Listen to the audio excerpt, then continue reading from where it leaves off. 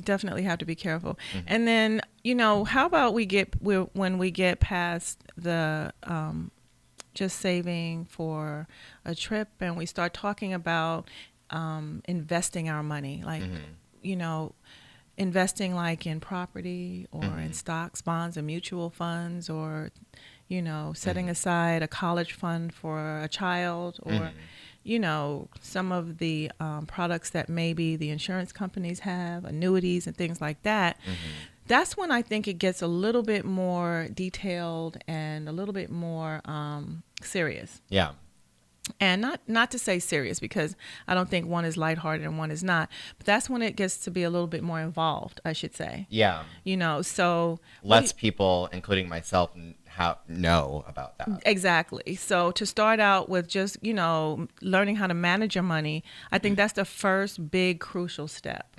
And then when you have that part mastered, then, it's the time to start looking at maybe and questioning, what else should I be doing to make my life, like this as much as I can control always. Because like Elizabeth said, she said, I'm not stressed. I'm comfortable. I'm paying my bills ahead instead of on time or behind. And so to be in that space has to be, it's like a breath of fresh air, right? And so when you've gone through, that part of it for a while, then the next step would be, okay, what do I want to do with the money I've saved so that it works for me? Yeah, it doesn't just sit it's not just sitting there. So how much of it do I want to use for an investment? And what type of investment do I want to make?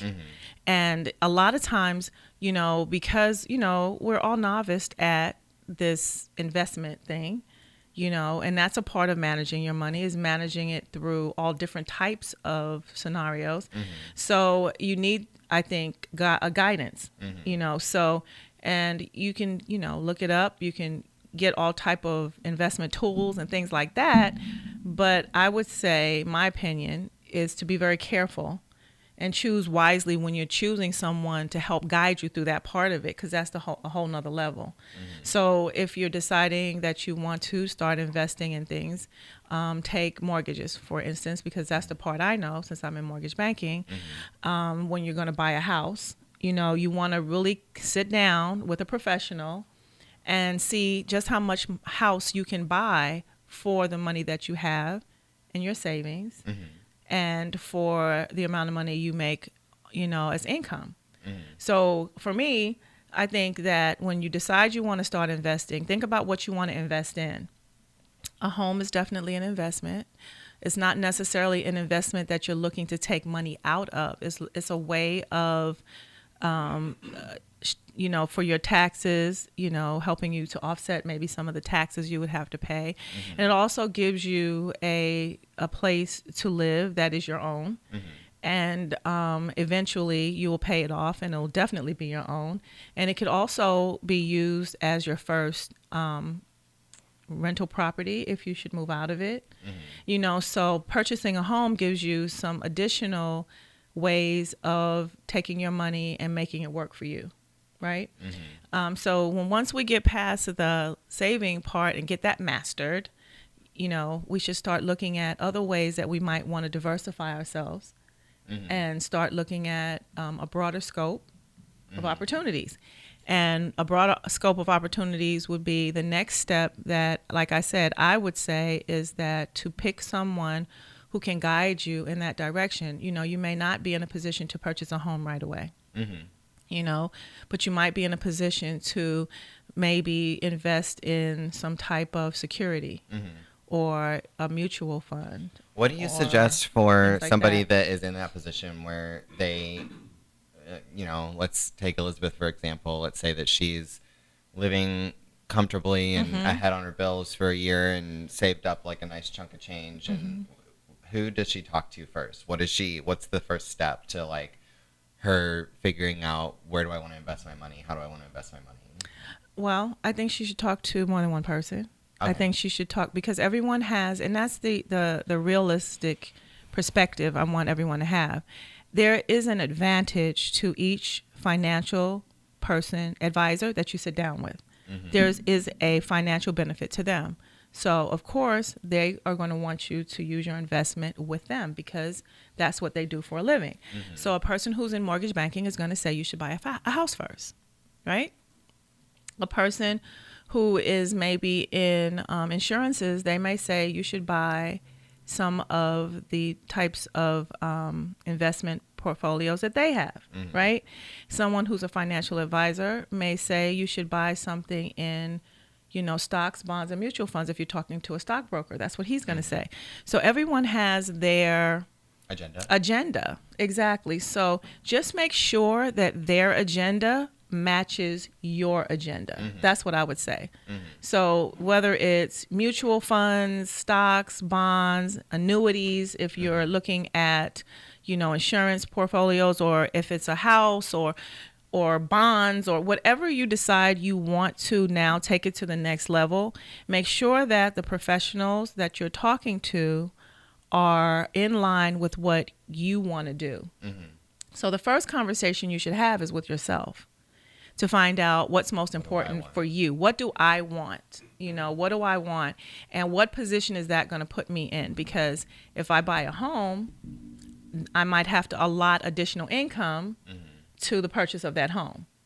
So what is that going to do to my savings? And what is that going to do to my ability to purchase other investment, vehicles? What will that do?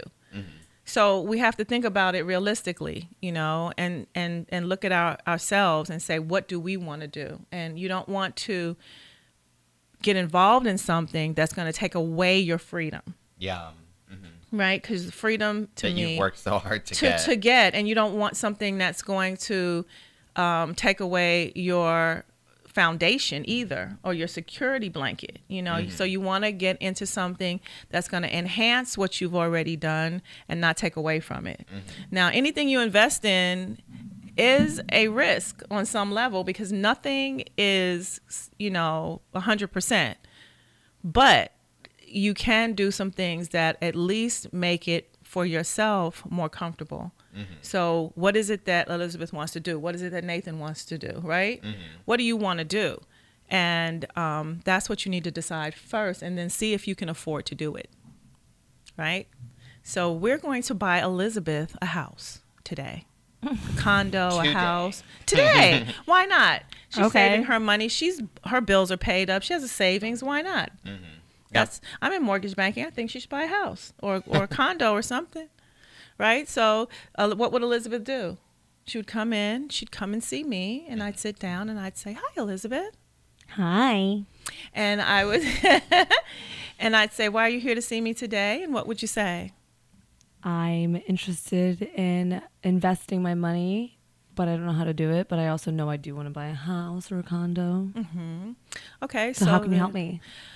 Well, the first thing we need to do, the first thing we need to do is find out how the longevity of your employment, because that's important. And I need to find out how much money you have saved, how much of that savings you are willing to part with. I need to find out what you're looking for. Are you looking for a house or a condominium, or what you're looking for? And you would tell me that, and then we would figure out how much you qualify for, and are you comfortable with what the payment would be, on that house or condominium. That's where we would start.